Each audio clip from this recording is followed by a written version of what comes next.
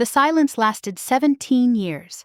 17 years of empty chairs at graduation ceremonies, unanswered phone calls on birthdays, and Christmas cards that never came. 17 years since my father looked me in the eye and told me I was no longer his daughter. And then there I was, sitting 2 rows behind him at my brother's wedding, watching him laugh and shake hands like the past had never happened. I hadn't planned on confronting him. Truth is, I hadn't planned much of anything beyond showing up, staying quiet, and slipping out before the reception ended. But life has a way of writing its own script, doesn't it?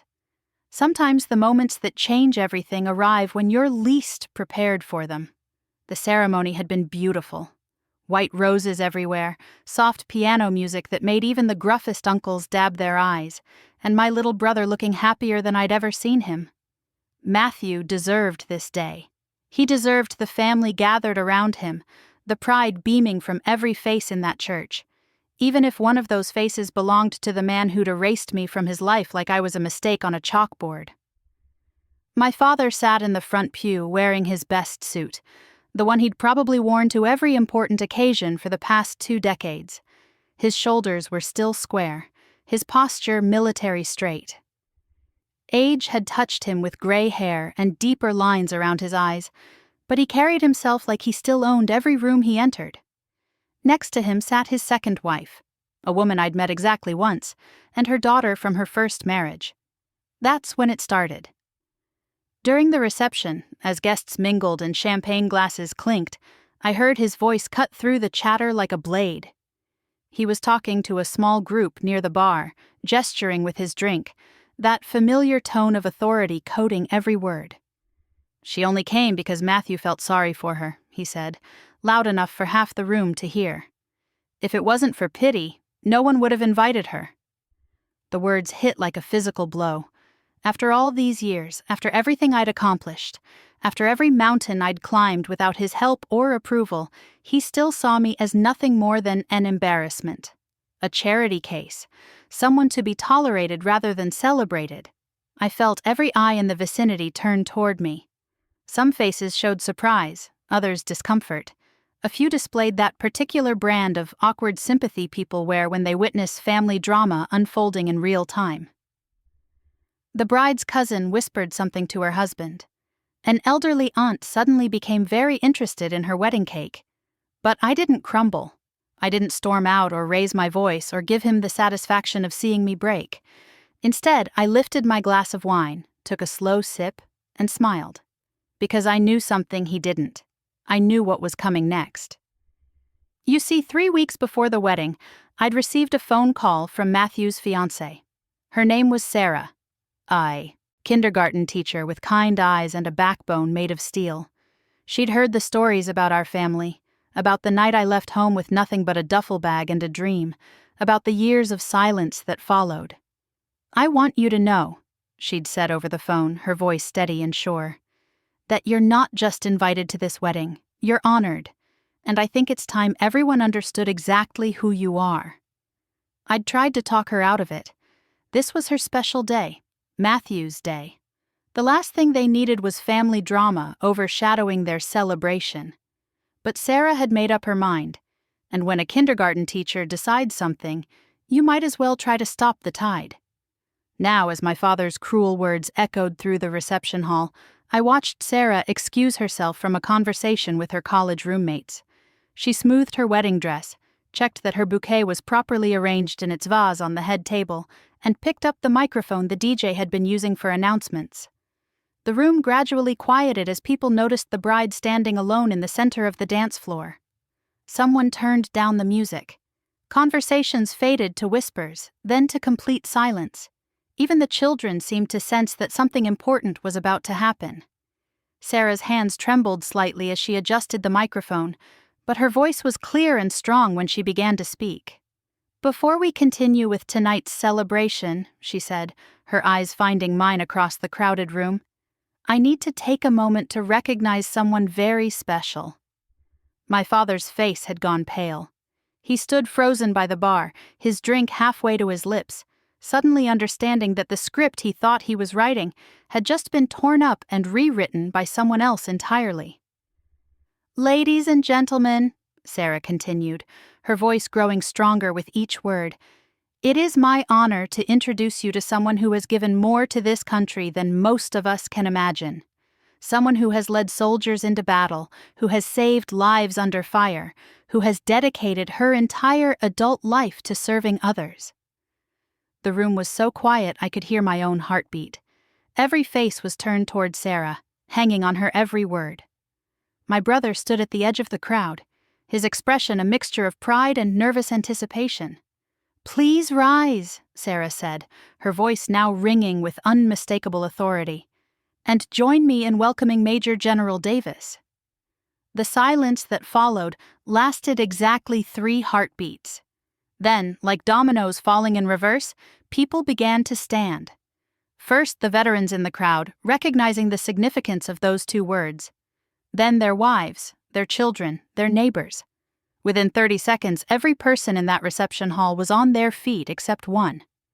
My father remained seated, his face a mask of shock and something that might have been shame. His drink sat forgotten on the table beside him, condensation pooling around the base of the glass. For the first time in 17 years, he was speechless. The applause started as a ripple and built to a thunderclap. It echoed off the walls of that small-town reception hall like cannon fire, like the sound of justice finally arriving after a long journey through the wilderness. Some people clapped politely, others enthusiastically, but they all clapped. They all stood. I rose slowly, my dress uniform crisp beneath the civilian jacket I'd worn to blend in. The weight of my ribbons and medals pressed against my chest, each one representing a moment when I'd chosen duty over comfort, service over self. The silver eagles on my collar caught the light, 2 stars that had taken decades to earn and a lifetime to deserve. Sarah continued speaking, but I barely heard the words. Something about sacrifice and service, about the price of freedom and the debt we owe to those who protect it. What I heard instead was the sound of my father's worldview cracking like ice in spring. For 17 years, he'd carried a story in his head about who I was and what I'd become. A failure, a disappointment, a daughter who'd thrown away everything he'd tried to teach her about duty and honor and respect. But standing in that room, surrounded by the applause of strangers who understood something he'd never bothered to learn, I realized his story had always been fiction. The truth was standing right in front of him, wearing 2 stars, and the respect of everyone in the room except the one person whose opinion I'd spent half my life chasing. The applause seemed to last forever, but eventually it faded, leaving behind a silence more profound than the one that had preceded it. People slowly took their seats, but the energy in the room had shifted completely. Conversations resumed in hushed tones, and I caught fragments of whispered words: General, Afghanistan, Purple Heart. Stories were being shared, connections made, understanding dawning on faces that had never considered what lay beneath the surface of family drama. I remained standing for a moment longer, not out of vanity or a desire to milk the attention, but because my legs felt unsteady beneath me. 17 years of carrying the weight of his rejection, of building a life in spite of his absence, and now this. Not vindication exactly, but something close to it. Recognition from people who mattered, even if the one person I'd always wanted to impress remained conspicuously seated. Sarah caught my eye and nodded, a small gesture that conveyed volumes. She'd done exactly what she'd promised, and the ripple effects were already spreading through the room like stones thrown into still water. My brother appeared at my elbow, his face flushed with emotion. "I should have done that years ago," Matthew whispered, his voice thick. "I should have stood up for you." I squeezed his arm gently. "This isn't about the past. This is your day. Yours and Sarah's." But even as I said it, I knew it wasn't entirely true. The past had been living in this room all evening, sitting in the empty spaces between words, lurking behind polite smiles and careful conversations. Now it had been dragged into the light, examined, and found wanting. The evening continued, but everything felt different now. people approached me throughout the night, some with genuine curiosity about my service, others simply wanting to shake the hand of someone who'd clearly earned respect the hard way. An elderly veteran from the Korean War spent 20 minutes telling me about his grandson who'd served in Iraq. A young mother thanked me for my service and mentioned her sister who was deployed overseas. Each conversation felt like a small gift, a reminder that respect and recognition don't always come from the sources you expect. My father, meanwhile, had become a ghost at his own son's wedding. He moved through the room mechanically, his earlier confidence replaced by something that looked almost like confusion. The narrative he'd constructed about his wayward daughter had been publicly dismantled, and he seemed unsure how to rebuild it. His wife stayed close to his side, occasionally shooting glances in my direction that ranged from curious to slightly hostile. It was during the father-daughter dance that I saw the full weight of what had transpired. Matthew and Sarah swayed to an old song about love and commitment, surrounded by family and friends who beamed with genuine happiness. But when the song ended and tradition called for the bride to dance with her new father-in-law, something extraordinary happened. Sarah walked directly past my father and stopped in front of me. "May I have this dance?" she asked, her voice carrying just enough volume for nearby tables to hear. The symbolism wasn't lost on anyone. Here was a bride, on her wedding day, choosing to honor the person who'd been treated as an outcast rather than the person who'd demanded center stage. It was a gesture both gracious and defiant, the kind of quiet rebellion that speaks louder than any speech. We danced to a slow song I didn't recognize, moving carefully among the other couples on the floor. Sarah was a graceful dancer, leading when I seemed uncertain, following when I found my rhythm. "Thank you," I said quietly as we swayed. "You didn't have to do this." "Yes, I did," she replied firmly. "Matthew told me everything. About the night you left, about the silence, about how you built a career from nothing because someone who should have supported you chose pride over love instead." Her words hit me harder than I expected. For 17 years, I'd told myself that his rejection didn't matter, that I'd moved beyond needing his approval. But hearing someone else acknowledge the cost of that rejection, the way it had shaped every choice I'd made since, brought emotions I'd buried rising to the surface. "He doesn't know who you are," Sarah continued. "But everyone else in this room does now." She was right, and that realization carried both comfort and sadness. The recognition I'd received tonight felt genuine, earned through decades of service rather than given out of obligation or blood relation. But it also highlighted the magnitude of what I'd lost, or perhaps what had never been mine to begin with. A father's pride, a place at the family table, the simple assumption that your own people will celebrate your victories rather than diminish them. When the song ended, Sarah hugged me tightly. "You're family now," she whispered. "Real family, the kind that shows up and stays." The evening wound down gradually. The older guests began to leave first, stopping by our table to offer congratulations to the newlyweds and, increasingly, to thank me for my service. Each handshake, each "thank you for protecting our freedom," felt like a small act of healing.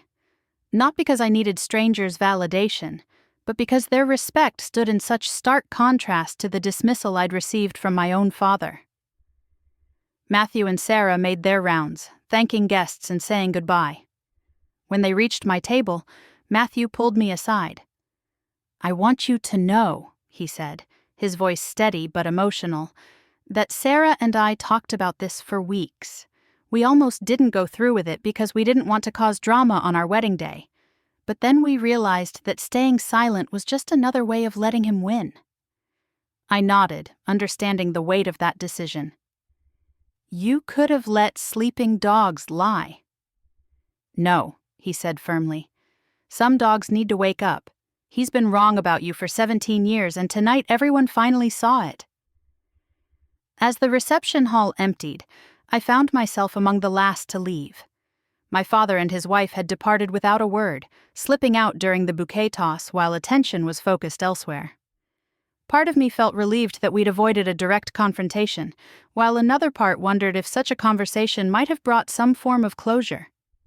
Sarah appeared beside me as I gathered my purse and jacket. The bride looked radiant despite the long day, her energy sustained by joy and adrenaline. "I hope you don't regret what you did tonight," I said. She laughed, a sound both musical and determined. "Regret standing up for someone who's dedicated her life to protecting others? Regret making sure a room full of people knew they were in the presence of a genuine hero? Never." The word hero made me uncomfortable, as it always did. Heroes were the soldiers who didn't make it home, the ones who threw themselves on grenades or ran toward gunfire to save their comrades. I was just someone who'd done her job and been lucky enough to survive it. But as I drove home through the quiet streets of the town where I'd grown up, I reflected on Sarah's words and the events of the evening. Maybe heroism wasn't just about dramatic acts of courage under fire. Maybe it was also about getting up every day and choosing to serve something larger than yourself, even when the people closest to you questioned that choice. Maybe it was about building a life of meaning and purpose despite rejection and disappointment.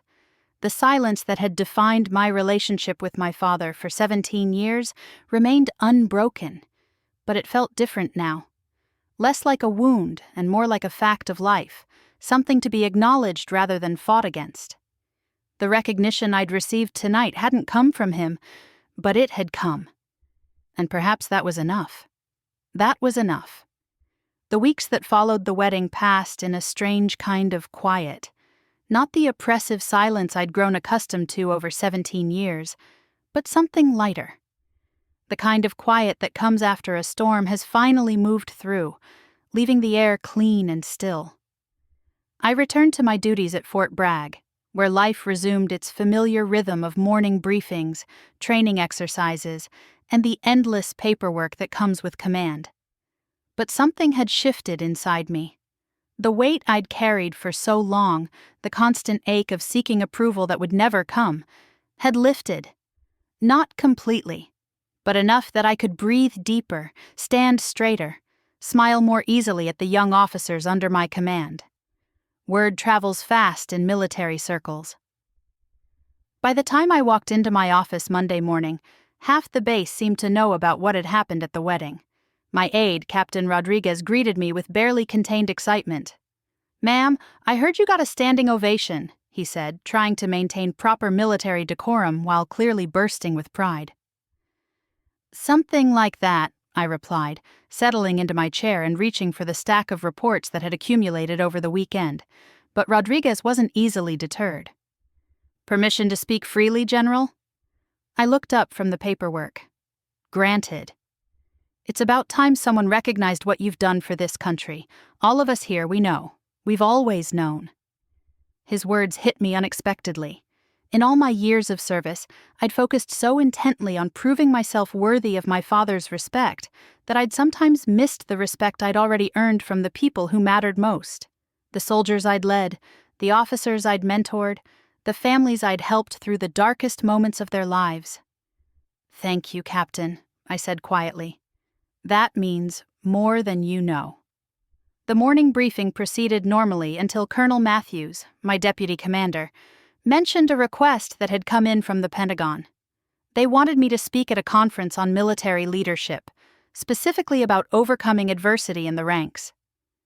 "They're looking for someone with experience in non-traditional paths to command," Matthews explained. "Someone who can speak to the challenges of earning respect rather than inheriting it." I almost laughed at the irony. Here was the Pentagon asking me to share insights about earning respect, just days after my own father had publicly demonstrated his inability to recognize mine. But perhaps that was exactly why I was qualified to speak on the subject. "Accept the invitation," I told Matthews, "and make sure they know I'll speak honestly about what it really takes." That afternoon, I received an unexpected visitor. My brother Matthew arrived without warning, still wearing his honeymoon tan and a nervous expression. He sat across from my desk, fidgeting with his wedding ring. "Sarah sent me," he said without preamble. "Well, not sent exactly, encouraged, strongly encouraged. I leaned back in my chair, studying his face. How was Hawaii? Beautiful, amazing, perfect. He paused. But we couldn't stop talking about what happened at the reception. Matthew, if you're here to apologize for Sarah's actions— No, he interrupted firmly. I'm here to apologize for mine, for 17 years of them. The silence stretched between us. Outside my window I could hear the distant sound of drill sergeants putting recruits through their paces, their voices carrying across the parade ground like echoes from my own past. I was a coward, Matthew continued. Every family gathering where your name wasn't mentioned, every Christmas where your chair stayed empty, every time he made one of his comments about you throwing your life away. I stayed quiet because it was easier than fighting him. I'd wondered about this over the years, whether Matthew had tried to bridge the gap, whether he'd spoken up for me in private moments. Learning that he hadn't hurt, but it also felt strangely liberating. The fantasy I'd carried of him defending me in family conversations could finally be put to rest. You were young, I said, and he was our father. I understand. No, you don't understand, Matthew said, his voice growing stronger. I was young at first, yes, but I stayed quiet when I was 25, and 30, and 35. I stayed quiet because challenging him was hard, and staying in his good graces was easy. He reached into his jacket pocket and pulled out a small stack of photographs, wedding pictures, I realized, as he spread them across my desk. Look at these, he said, pointing to a particular image. This is the moment Sarah introduced you. Look at his face. I studied the photograph. My father sat alone at his table, surrounded by empty chairs as everyone else in the room stood. His expression wasn't angry or defiant as I'd remembered it. It was lost, confused, like a man watching his carefully constructed worldview collapse in real time. He doesn't know how to process what you've become, Matthew said quietly. For 17 years, he's told anyone who'd listen that you threw away everything he taught you about duty and honor, that you chose selfishness over service. And now? Now he knows that's not true.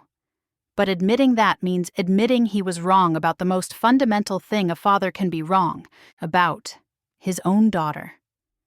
Matthew gathered up the photos but left one on my desk. It showed me standing during the applause, my posture straight, my expression calm. I looked, I had to admit, like someone who belonged in that uniform. I want to fix this, Matthew said. Not just between you and him, but between all of us. Sarah and I, we want you to be part of our family, really part of it.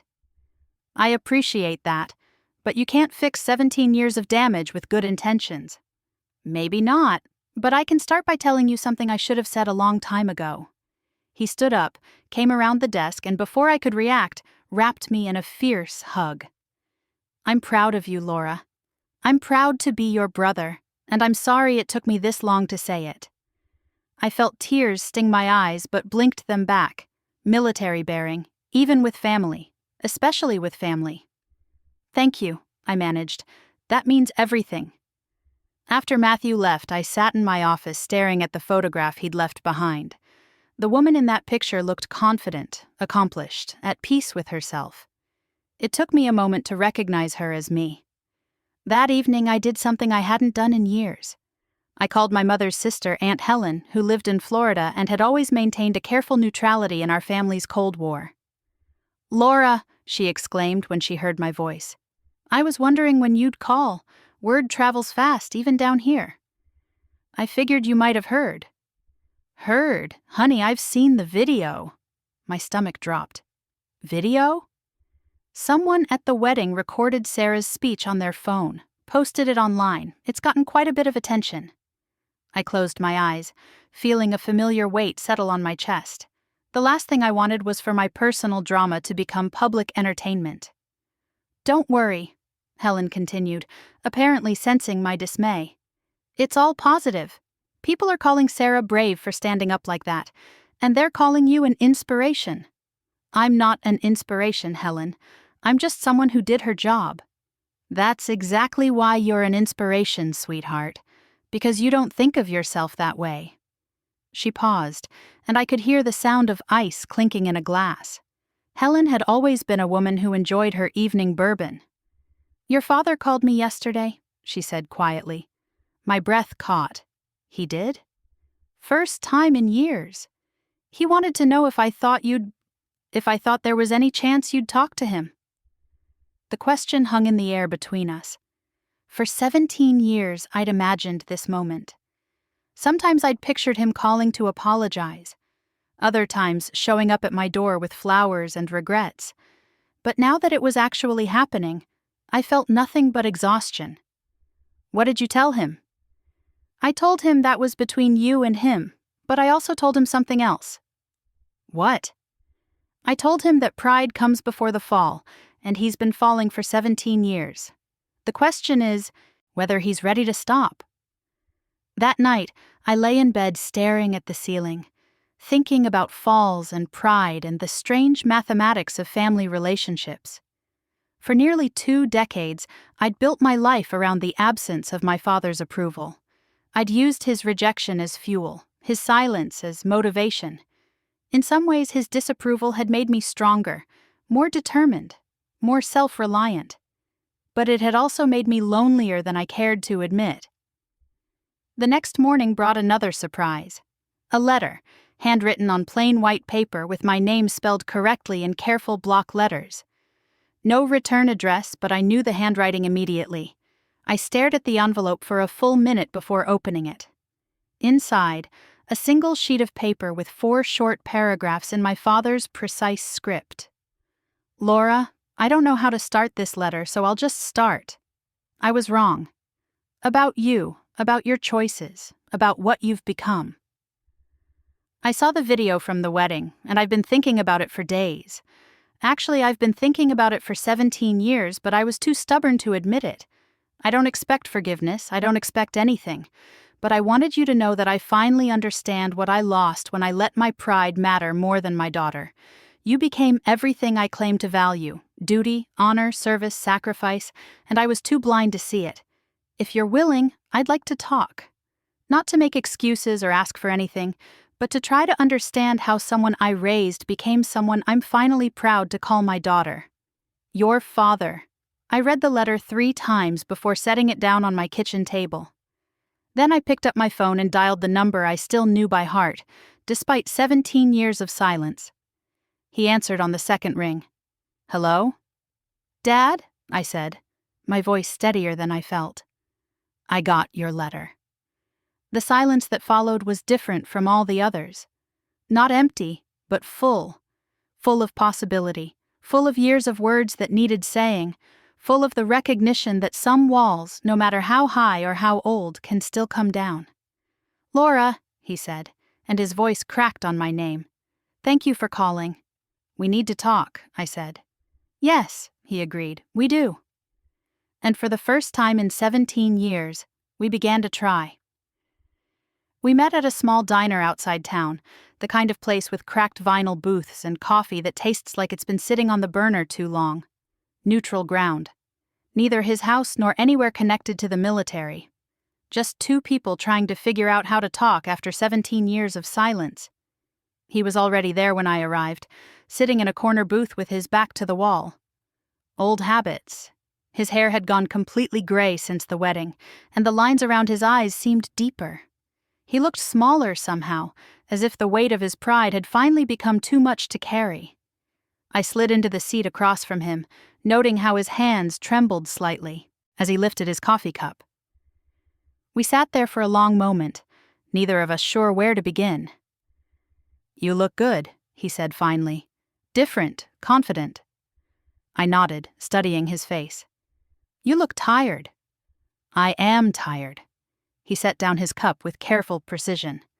"Tired of being wrong, tired of being angry at something I never understood." The waitress came by, a middle-aged woman with kind eyes who seemed to sense the gravity of our conversation. I ordered coffee, black, and she left us alone with our silence. "I watched that video," he said when she was gone. "Must have watched it 50 times. Sarah standing there, introducing you like that. The way everyone stood up, the way they looked at you." "Dad, No, let me finish. His voice carried the same authority it always had, but without the edge of anger. For 17 years I told myself you'd thrown away everything I tried to teach you: duty, honor, respect. I convinced myself that choosing your own path meant rejecting mine. He pulled out his wallet, old and worn, and from it extracted a newspaper clipping, yellowed with age. I recognized it immediately. A small article from the local paper about my promotion to colonel, published 3 years earlier. Someone had circled my name in fading blue ink. "I've carried this for 3 years," he said quietly. "Cut it out the day it ran."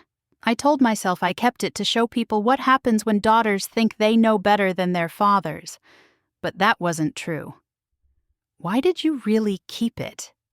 His eyes met mine for the first time since I'd sat down. "Because I was proud. And that scared me more than being angry." The admission hung between us like a bridge neither of us was sure we could cross. I reached across the table and touched the edge of the clipping. My promotion ceremony. A moment of triumph I'd experienced alone because I'd stopped expecting him to care. "I was 19 when I left," I said. 19 and so sure I knew what I wanted. But I wasn't leaving to hurt you. I was leaving to become something more than what staying would have allowed. "I know that now." He folded the clipping carefully and put it back in his wallet. But then all I could see was a daughter rejecting everything her father stood for. "You never asked what I stood for." The words came out sharper than I intended, but they needed saying. He flinched as if I'd struck him. "No," he said quietly. "I never did." The diner hummed around us.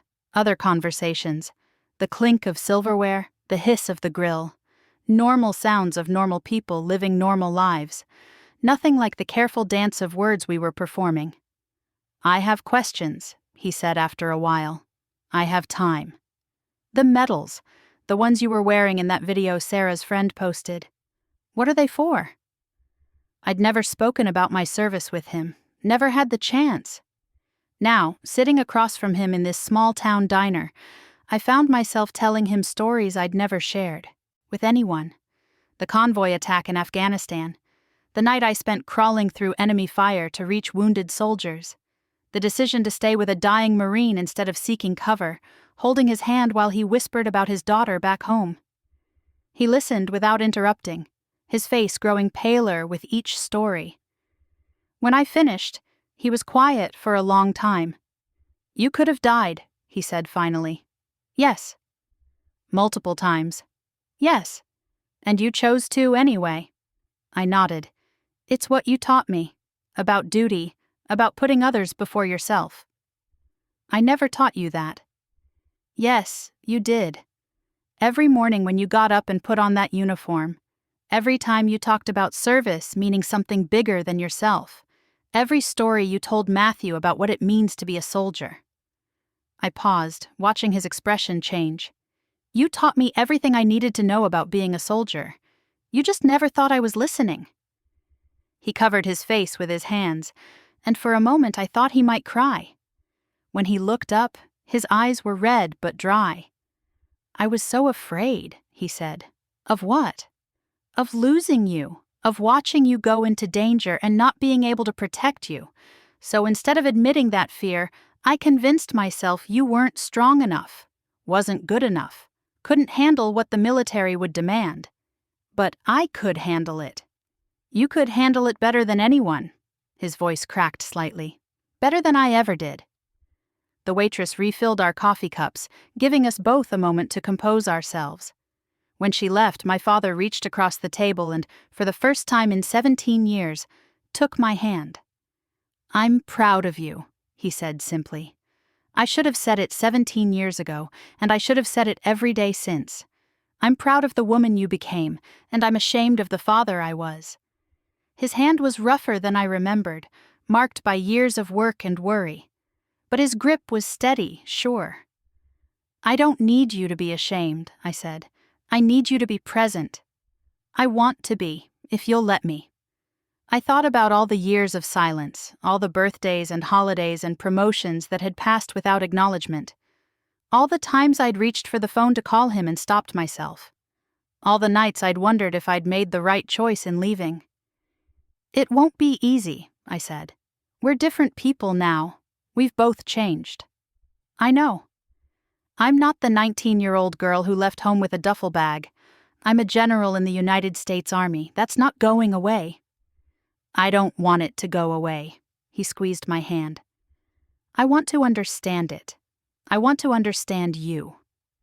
We talked for 3 more hours, about my mother, whom he still missed every day, about Matthew's wedding and Sarah's courage in standing up for me, about the years we'd lost and the possibility of years we might still have. When we finally prepared to leave, he insisted on paying the check.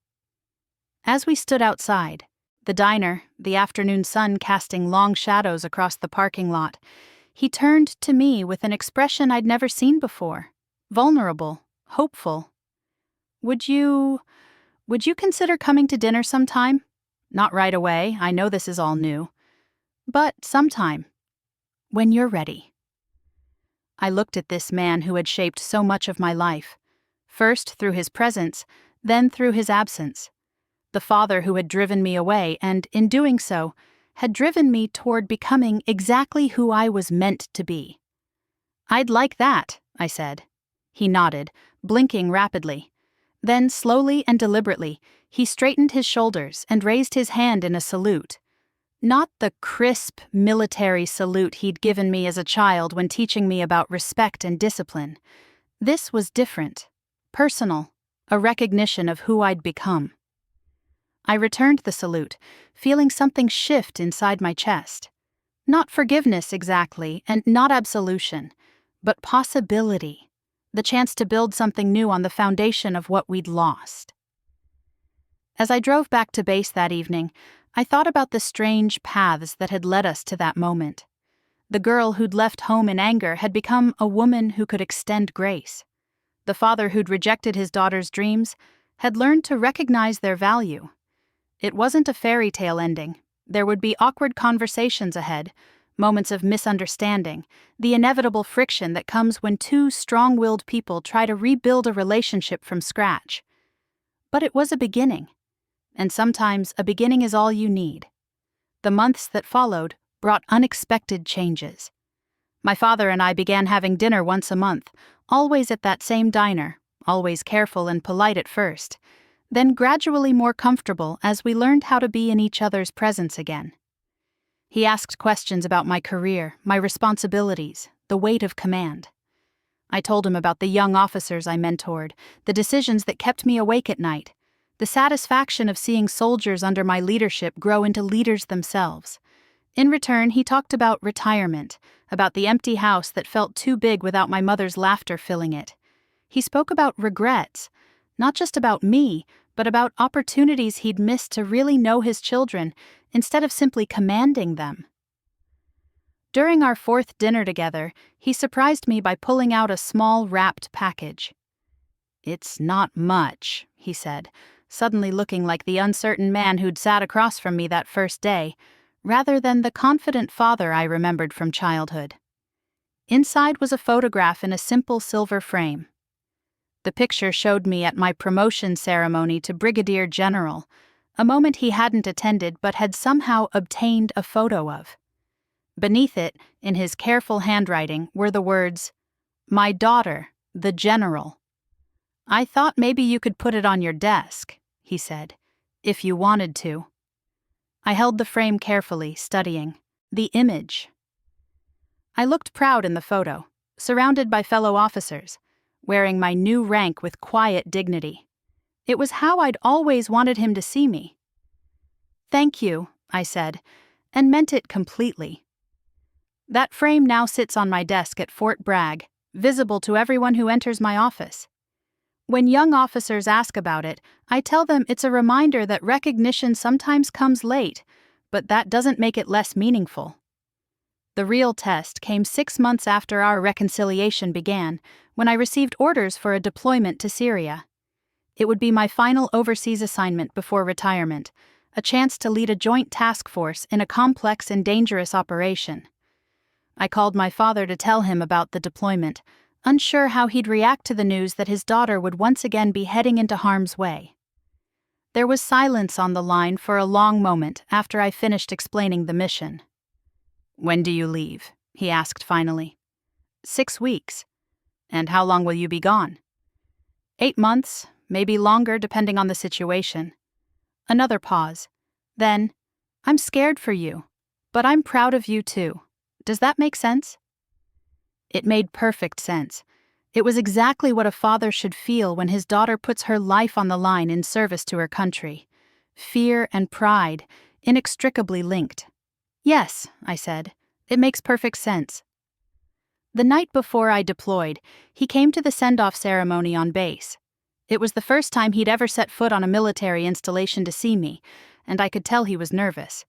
But he stayed for the entire event, shaking hands with my officers, listening to briefings about our mission, asking intelligent questions about our objectives. When it came time for final farewells, he approached me in front of my entire command staff. For a moment, I thought he might embarrass us both with an overly emotional goodbye. Instead, he stood at attention and rendered a perfect salute. "Bring them home, General," he said in a voice loud enough for my soldiers to hear. "All of them." I returned the salute, understanding that this was his way of publicly acknowledging not just my rank, but my capability, his confidence in my leadership. "Yes, sir," I replied. The deployment was successful. We completed our mission with minimal casualties, and every soldier under my command returned home safely.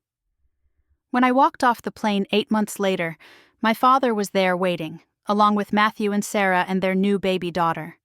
As my soldiers reunited with their families around me, he approached and offered another salute. But this time, when I returned it, he stepped forward and embraced me.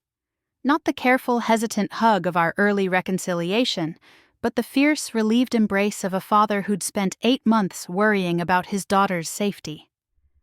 "Welcome home," he whispered. Standing there in that airport, surrounded by the joy of homecoming, I realized that we'd both finally learned what the other had been trying to teach all along. He'd taught me about duty and honor and service to something greater than myself. I'd taught him that strength comes in many forms, and that sometimes the greatest act of love is letting go of the future you'd planned for someone and embracing the one they choose for themselves. It had taken 17 years of silence to reach that understanding, but perhaps that's how long it takes sometimes to build something strong enough to last. Perhaps some bridges can only be constructed with the wisdom that comes from loss, the humility that comes from being wrong, and the grace that comes from choosing love over pride. Now, 3 years later, I'm preparing for retirement. My final ceremony as a general will take place next month, and I've been asked to give a speech about leadership and legacy. As I work on those remarks, I keep thinking about the unexpected path that brought me here. The young officers I mentor often ask me about overcoming adversity, about proving yourself in a world that doesn't always believe in your potential. I tell them what I learned in that diner conversation with my father, what I discovered standing in that reception hall while strangers applauded. Recognition doesn't have to come from the people you expect. Sometimes the most meaningful validation comes from those who see your work without knowing your history, your struggles, your doubt. Last week, Sarah called to tell me she's pregnant again. Matthew's beside himself with joy, already planning how he'll teach this new baby about their aunt, the general. When Sarah asked if I'd consider being the godmother, I said yes, without hesitation. This child will grow up knowing that family isn't just about blood, that respect is earned through action, and that sometimes the people who love you most are the ones who choose to see you clearly. Sometimes the greatest victories aren't won on battlefields. They're won in small diners over bitter coffee, in wedding halls where truth finally speaks louder than pride. My father and I will never get back those 17 years, but we've learned something more valuable than time. We've learned that courage isn't just about facing enemy fire. It's about facing the hardest enemy of all, yourself. If this story reminds you that worth doesn't come from who claims you, but from who you choose to become, then maybe it was worth the telling.